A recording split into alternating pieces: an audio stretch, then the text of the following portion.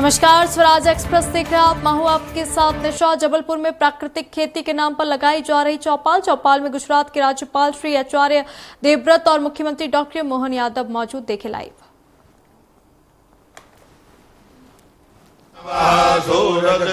विश्वेनो देवा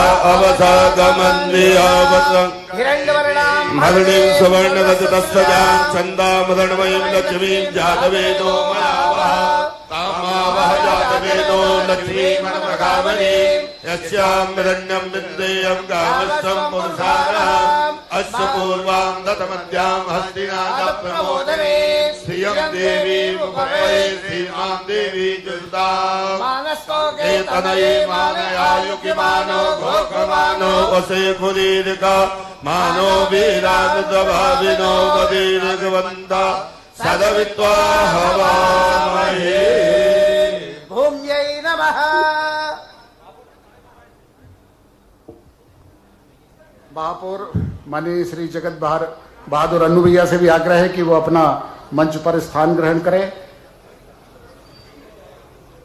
मैं सर्वप्रथम हमारे इस कार्यक्रम के आयोजक, जिनके माध्यम से ये कार्यक्रम आयोजित है, हमारे लोक निर्माण मंत्री माननीय श्री राकेश सिंह जी से मैं आग्रह करता हूं कि वो आए और हमारे बीच में आज के मुख्य वक्ता महामहिम राज्यपाल माननीय श्री आचार्य देवव्रत जी का स्वागत माननीय श्री राकेश सिंह जी करेंगे।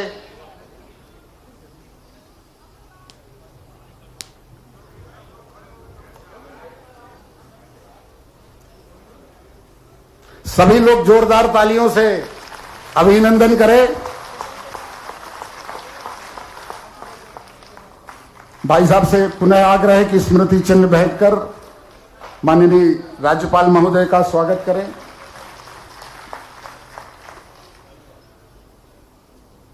माननीय श्री राकेश सिंह जी से मेरा पुनः आग्रह है कि माननीय मुख्यमंत्री जी का स्वागत करें, साफा पहनाकर और अंगवस्त्र पहनाकर। सभी लोग तालियों में कंजूसी ना करें। हमारे किसान भाई यहां पर बैठे हैं।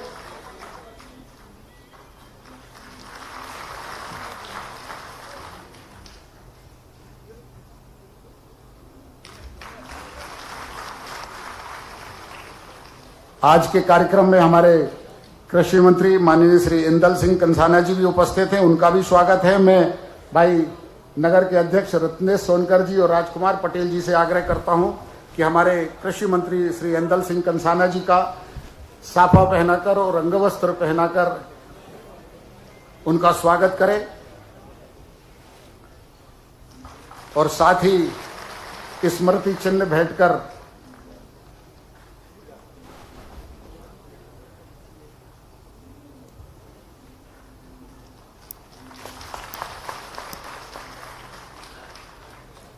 जिनके आह्वान पर यह कार्यक्रम आयोजित है, ऐसे हमारे लोक निर्माण मंत्री माननीय श्री राकेश सिंह जी के स्वागत के लिए मैं भाई राजेश दाहिया जी जबलपुर ग्रामीण के महामंत्री से आग्रह करता हूं कि हमारे राकेश तो सभी लोग जोरदार तालियों से उनका अभिनंदन करें।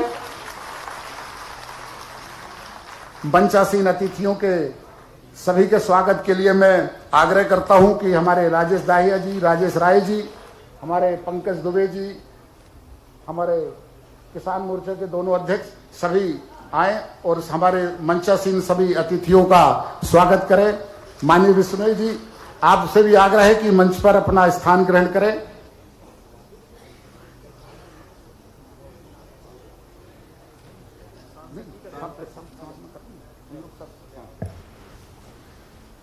मेरा रजनीश जी से, राजेश राय जी से, पंकज जी से, राजेश दाहिया जी से, सभी से आग्रह है कि हमारे मंचासीन अतिथियों का स्वागत करें।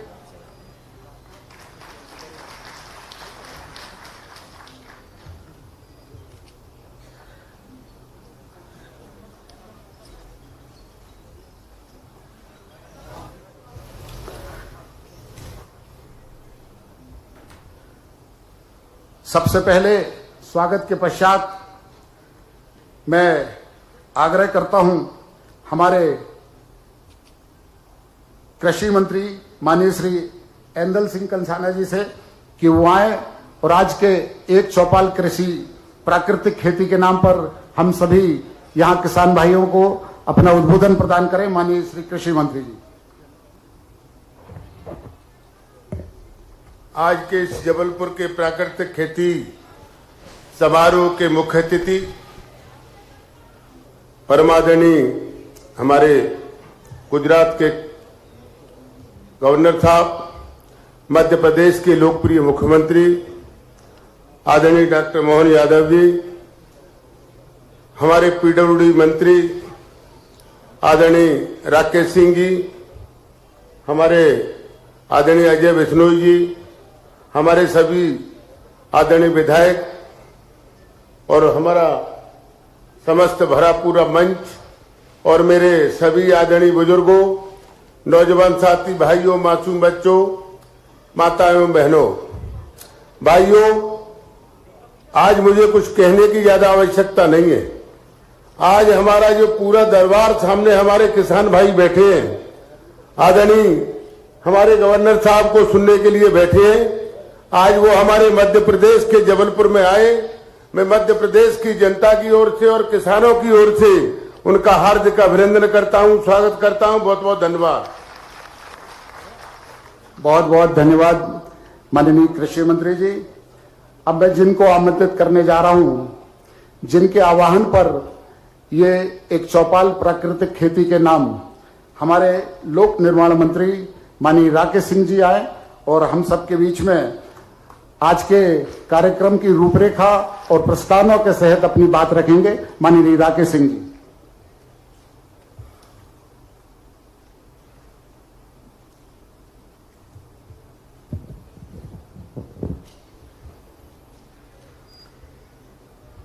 बोलिए भारत माता की, नर्मदा मैया की, बलदाऊ जी की।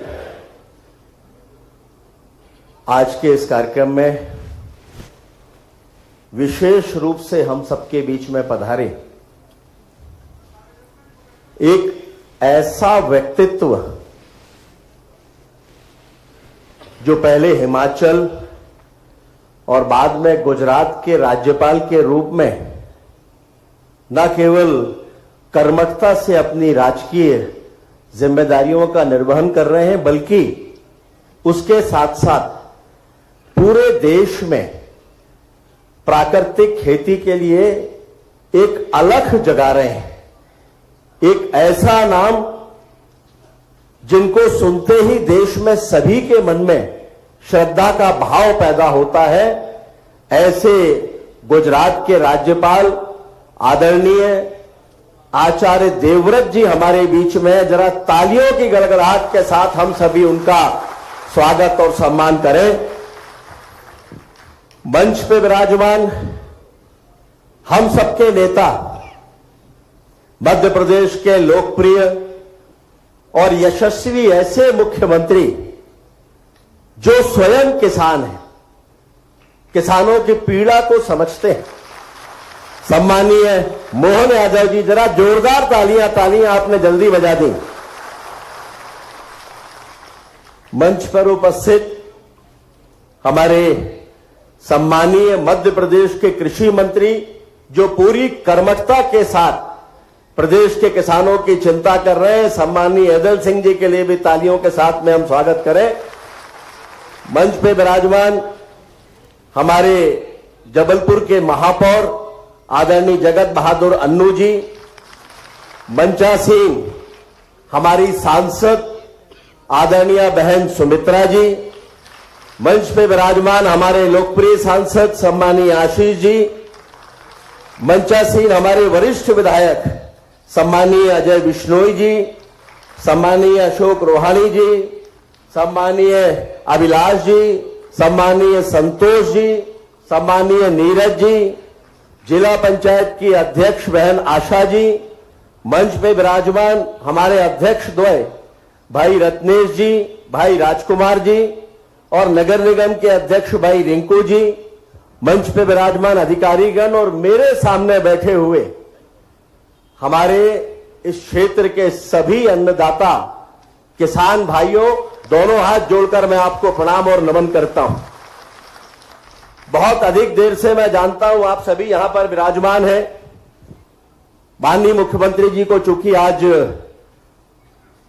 मीसाबंदियों के कार्यक्रम में भोपाल में रहना था, उसके बाद वे समय पर निकल गए, लेकिन मौसम खराब होने के कारण काफी देर तक एयरपोर्ट पर हवाई जहाज चक्कर लगाता रहा और ऐसा लग रहा था कि वे लैंड कर पाएंगे कि नहीं, लेकिन हमारे संवेदनशील मुख्यमंत्री जी ने कहा कि विमान वापस तो नहीं जाएगा, जितने चक्कर लगाना है लगाओ, लेकिन उतरेंगे हम जबलपुर में ही। मुझे कहते हुए खुशी है कि आज का ये जो कार्यक्रम है केवल ये कृषि का कार्यक्रम भर नहीं है, बल्कि हमारी पवित्र मां धरती और किसान भाइयों के बीच में हमारे बुजुर्गों के दिए गए ज्ञान का वो तादाद में है जिसे प्रवाहित हमारे ऋषि मुनियों ने हजारों साल पहले ही किया था। मेरे आज के इस कार्यक्रम की नींव उस समय रखी गई जब मैं गुजरात प्रवास पर गया था। मैं आदरणीय राज्यपाल जी से जब मिलने के लिए गया और जब वहां उनसे बात हुई तो मुझे लगा कि जैसे कोई साधक प्रकृति के साथ में संवाद कर रहा है और जिस गंभीरता के साथ में उन्होंने प्राकृतिक खेती के बारे में जानकारियां दी, मुझे लगा कि वर्षों पहले मैंने जैविक खेती पर यहां एक कार्यक्रम किया था। शायद उस समय पर मैं आचार्य जी से मिला होता तो वो प्राकृतिक खेती का ही कार्यक्रम होता, लेकिन उसी दिन ये तय कर लिया था कि प्राकृतिक खेती के लिए हम उन्हें आमंत्रित करेंगे और वे उसके बाद जबलपुर में पधारे। मैं हृदय की गहराइयों से उनके प्रति आभार प्रकट करता हूं। माननीय मुख्यमंत्री जी, उनका भी मैं आभारी इसलिए हूं कि यह उनकी उपस्थिति केवल कोई राजकीय उपस्थिति नहीं है, बल्कि यह प्रतिबद्धता है मध्य प्रदेश के किसान भाइयों के लिए, उनके भविष्य के लिए और आने वाली पीढ़ियों के लिए और आने वाले कल के भारत के लिए। माननीय प्रधानमंत्री जी ने लाल किले की प्राचीर से जब आह्वान किया था प्राकृतिक कृषि को लेकर, तब उस समय लोगों को लगता था कि यह कोई नई बात है, यह हमारी संस्कृति का हिस्सा है।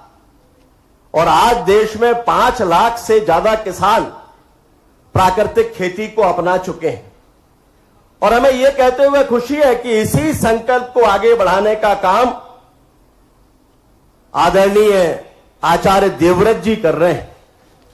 हिमालय के पहाड़ों से लेकर और गुजरात के मैदानों तक प्राकृतिक खेती के बारे में न केवल वो जानकारी दे रहे हैं, बल्कि बड़ी संख्या में किसान प्रेरित होकर उसको अपना रहे हैं। मैंने आप सबके बैग में एक पुस्तक रखी है, आचार्य देवव्रत जी की लिखी हुई पुस्तक है। यह पुस्तक कोई सामान्य पुस्तक नहीं है, यह ज्ञान कोश है।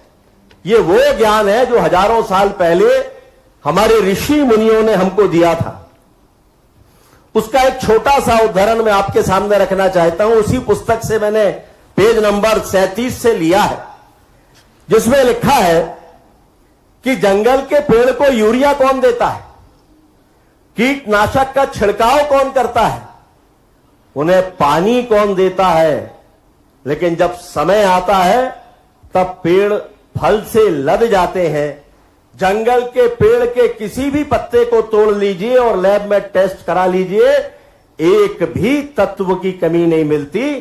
जंगल में जो नियम काम करता है वही हमारे खेत में करना चाहिए और यही है प्राकृतिक कृषि और प्राकृतिक कृषि का सिद्धांत। भारत में यह विचार कोई नया नहीं है। भारत सुजलाम सुफलाम था। यह कृषि विज्ञान की दृष्टि से उन्नत देश रहा है। इतिहास कहता है कि 9000 साल पहले भारत में जब अखंड भारत था, तब बलूचिस्तान को वहां के क्षेत्र में इस बात के प्रमाण मिले कि वहां बहुत उन्नत तरीके से खेती हुआ करती थी। और उसके पीछे कारण था, जो हमारे पुरखे थे वो जानते थे कि पंच महाभूतों का महत्व क्या है। पृथ्वी, जल, आकाश, वायु, अग्नि, ये पंच महाभूत ये प्रकृति के साथ तालमेल करके मानव के जीवन को किस तरह से प्रभावित करते हैं और कैसे ये कृषि का आधार बन सकते हैं। और इसीलिए इसी के आधार पर कृषि विज्ञान की रचना हुई थी। हमारे हजारों साल पहले ऋषि पाराशर हुए, उन्होंने लिखा कृषि पाराशर जैसा ग्रंथ। ऋषि सूरपाल हुए, उन्होंने लिखा वृक्षायुर्वेद। वराहमिहिर हुए, उन्होंने लिखा बृहत संहिता। आज विज्ञान जिस क्लाइमेट स्मार्ट एग्रीकल्चर की बात कर रहा है, महर्षि पाराशर हजारों वर्ष पूर्व ऋतु चक्र पर आधारित खेती की नींव रख चुके हैं। और उनका बड़ा स्पष्ट मानना था कि अगर हम मौसम का आकलन करें और वर्षा का आकलन करें, पूरे 2-3 दिन की वर्षा नहीं, पूरे वर्ष भर की वर्षा का आकलन अगर हम करें तो खेती बहुत बेहतर तरीके से हम कर सकते हैं। और उसके लिए पूरा वर्ष भर इंतजार करने की जरूरत नहीं। उन्होंने कहा था पौष के महीने में यानी पूस के महीने में केवल 30 दिन की जो हवा की गति है और उसकी दिशा, उसके आधार पर पूरे वर्ष भर की बारिश का पैटर्न हम विकसित कर सकते हैं। एक दिन में 24 घंटे, 30 दिन में 720 घंटे, और इन 720 घंटों को 60 से बांट दो तो 12 हिस्से होते हैं। इन 12 हिस्सों को 12 महीने मान लो और 60-60 घंटे की जो हवा की गति है उसकी दिशा का अध्ययन कर लिया जाए और उसकी दशा का अध्ययन कर लिया जाए तो पूरे वर्ष भर का बारिश का पैटर्न बन जाता है।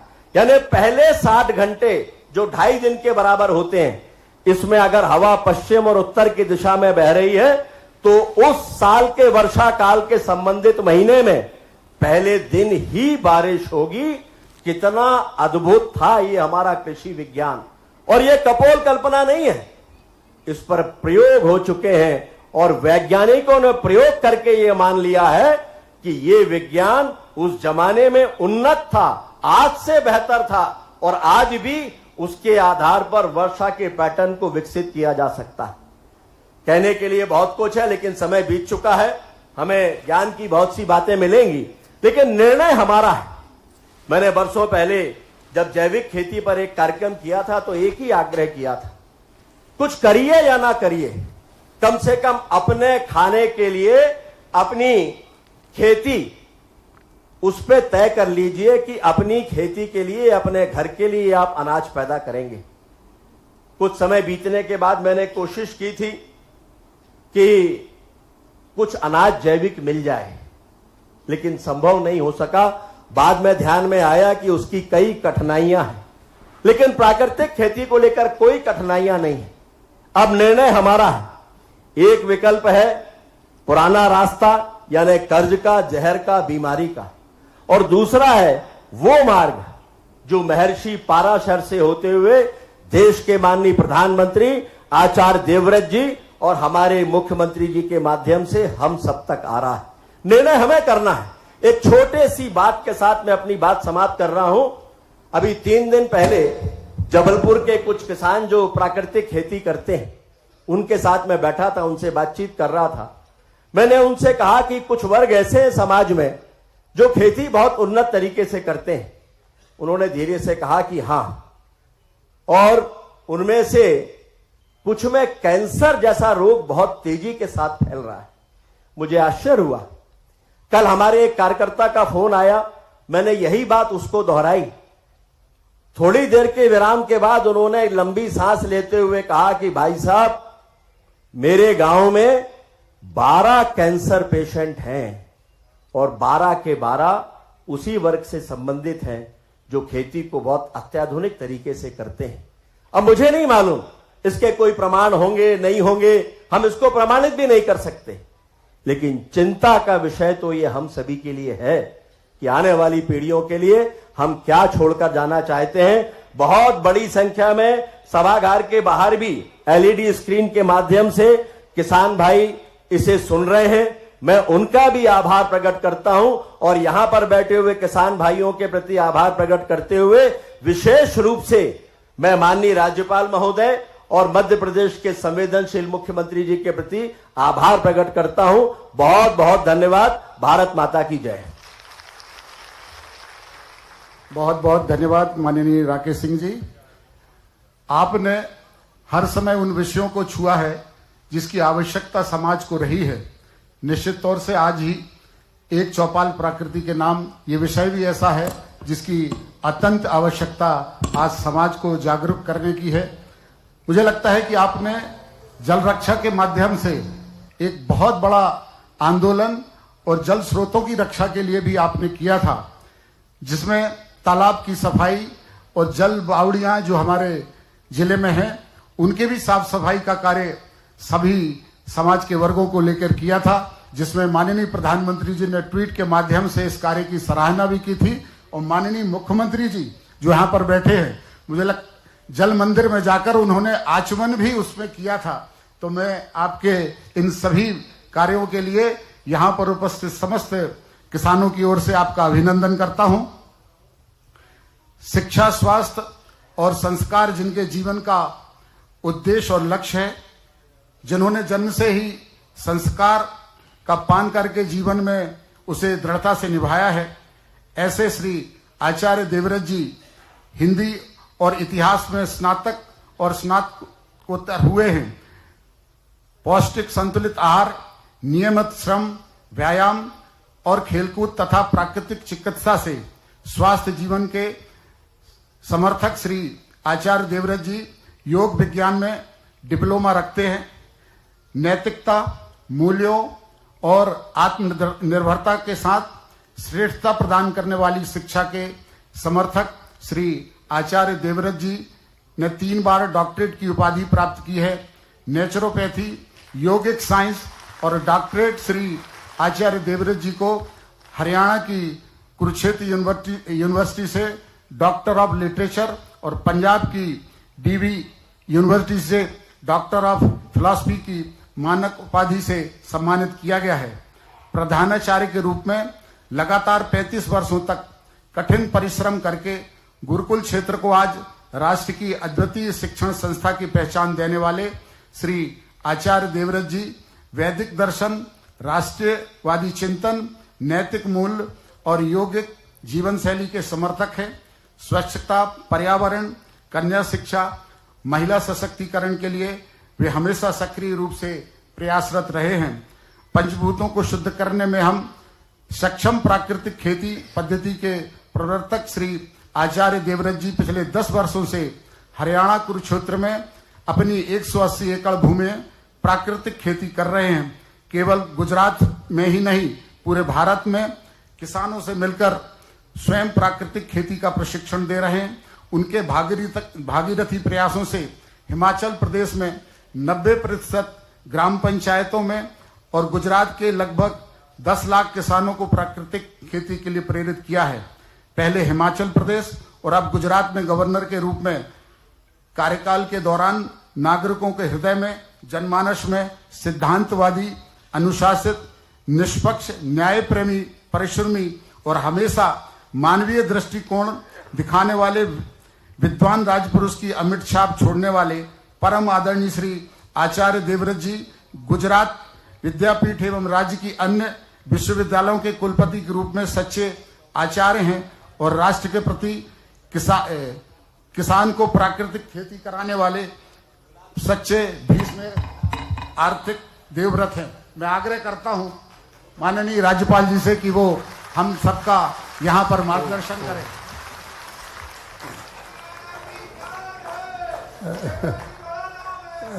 धन्यवाद। मध्य प्रदेश के बहुत ही लोकप्रिय मुख्यमंत्री आदरणीय डॉक्टर मोहन यादव जी, मध्य प्रदेश के लोकप्रिय लोक निर्माण मंत्री एवं जबलपुर के विधायक आदरणीय श्री राकेश सिंह जी, माननीय श्री एदल सिंह कंसाना जी, कृषि मंत्री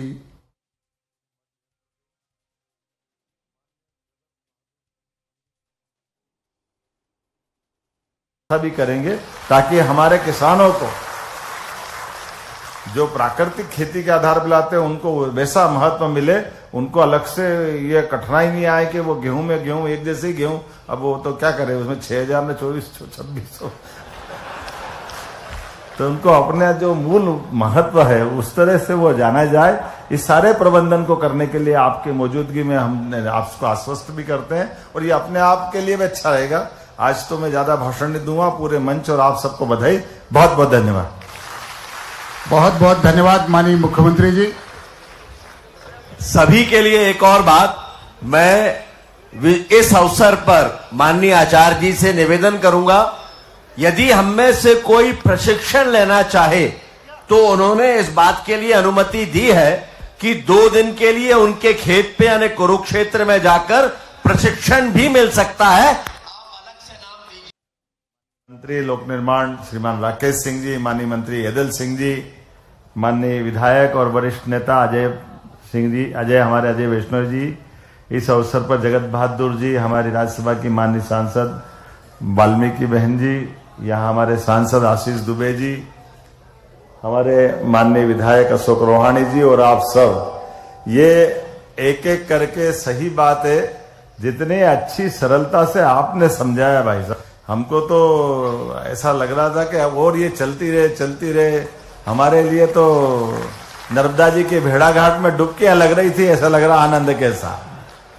क्या वो कभी कभी वो नाव में आप क्या कहानी सुनाता, ये बंदर कूदनी है, फलाना है, ठिकाना है, ये है वो है, सुनते रहो उसको बढ़िया ढंग से। लेकिन ये जो आपने अंदर की बात एक एक करके सिद्ध करके जो बताई, गाय के गोबर से जीवामृत जो बनाने की प्रक्रिया बताई, सच मानो मैं भी बहुत सारे सत्र में गया आया, भगवान जाने कैसे समझाते हैं, और कौन समझता वो भी समझा के खुश और अपन भी खुश, ना उसको पल्ले पड़ी ना हमारे पल्ले पड़ी, बात खत्म हो गई। क्या मालूम क्या होता। ये जो दुनिया है ये ऐसे चलती जाती है, पल्ले ही नहीं पड़ती आखिर। अब ये सही तो बात है, वो जैविक खेती हमारा देने कितना विभाग के पैसे लगते रहते हैं। अब मैं बड़ा मुश्किल में पड़ जाऊंगा, मंत्रालय तो सब चलाना है, सरकार भी चलाना है, आप अंदर की बात अलग बता रहे हो, ये अलग संकट है।